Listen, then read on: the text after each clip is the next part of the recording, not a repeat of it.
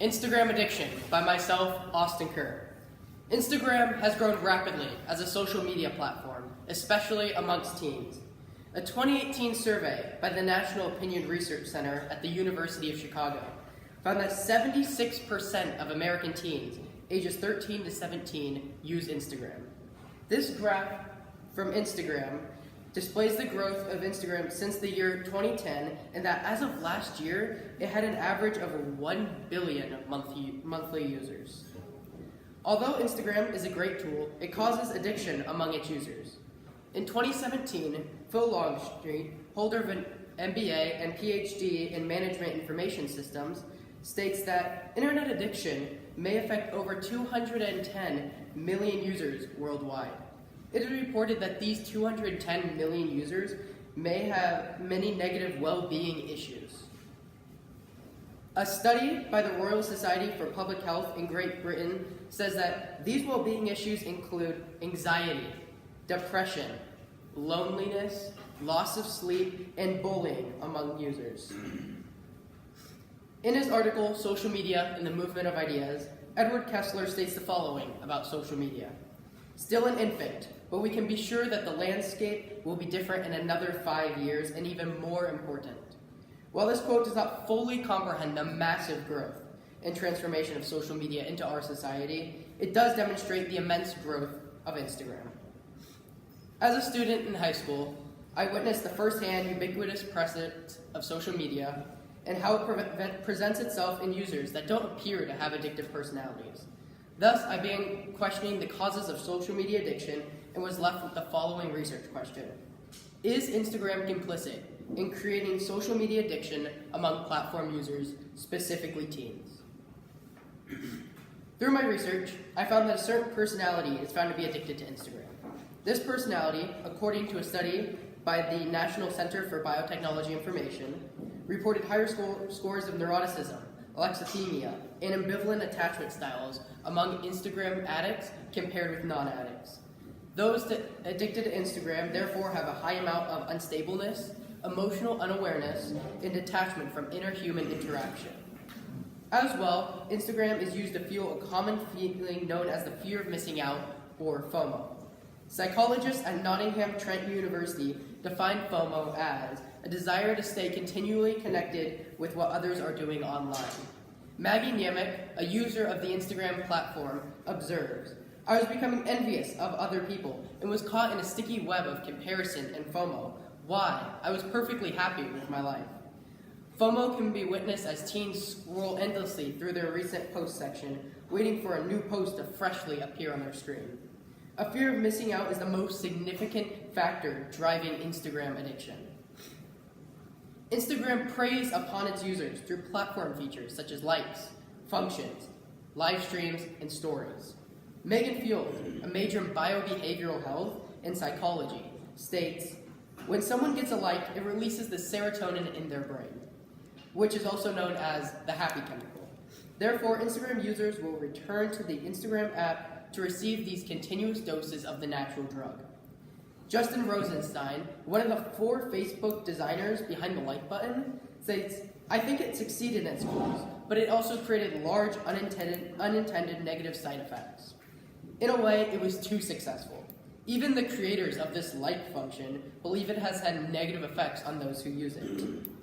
As well, the few moments it takes for Instagram to load updates every time the app is launched is no accident. This delay was made by Instagram developers to create a sense of will I win and to act much like the cogs found in a slot machine. The story and live streaming functions of Instagram are used to fuel the FOMO found in many of its users.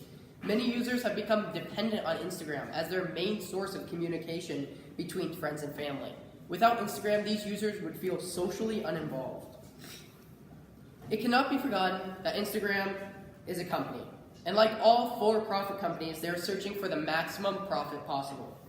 An increase in the amount of users for Instagram directly correlates with their advertising profits. The new addictive platform features allow Instagram to attract new users from other platforms and ensure continued use of their app. Alejandro Rioja, holder of a computer science degree from UCLA, states that in August 2018, a report was released indicating that Snapchat's daily numbers shrunk approximately 1.5%, from 191 million to 188 million during the previous quarter, with Instagram implementing similar features.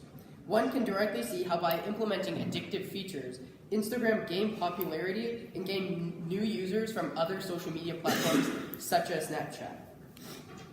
However, many believe that Instagram is trying to counteract addiction on their platform and becoming more, quote, intentional, positive, and inspiring. Instagram has introduced 3 main anti-addiction features on their platform in the form of the usage dashboard, app time limit, and notification delay. In theory, these ideas sound great, but they're really ineffective and just a way for Instagram to save face as a company. The usage dashboard is located in the settings, a section of Instagram not many users venture to. The app use time limit does nothing to forcibly stop you from using the app, but simply notifies you when you have reached your time limit. The notification delay of Instagram turns off Instagram's notifications for up to 8 hours, but after these 8 hours, all of the notifications will be sent to the user and they will have to again access the app to turn it back on.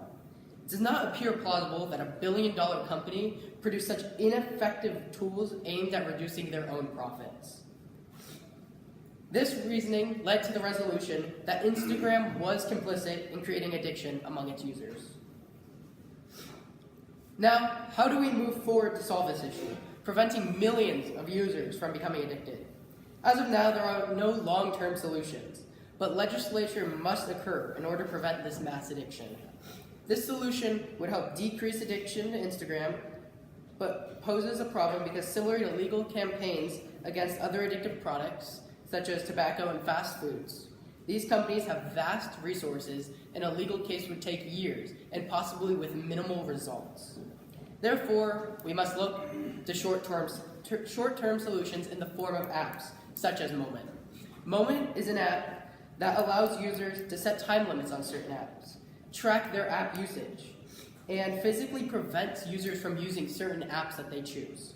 So far, Moment alone has provided 7 million app users with a chance to stop being addicted to Instagram as a platform.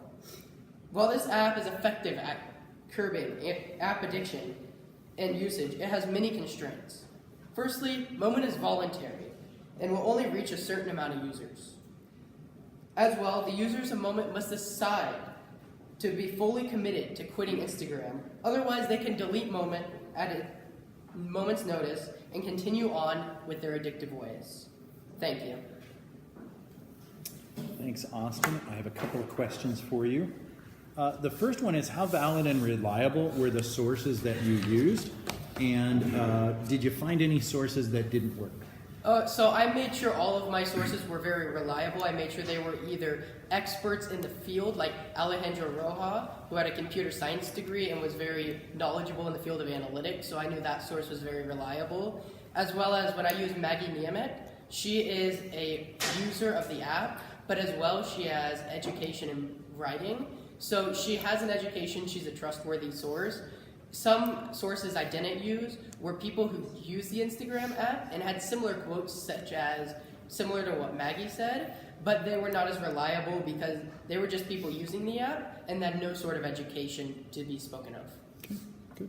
And then as a follow-up, suppose someone were beginning a project in researching tech addiction. What advice would you have for them based on your experience? So it's a very expansive field, and with a limited amount of time and words in the paper, I had to limit myself on what I could say on many of the fields. For someone just starting, I would suggest that they look into the Big Five personality, which is the personality that is specifically addicted to Instagram, and this personality seems to have a very large impact upon it.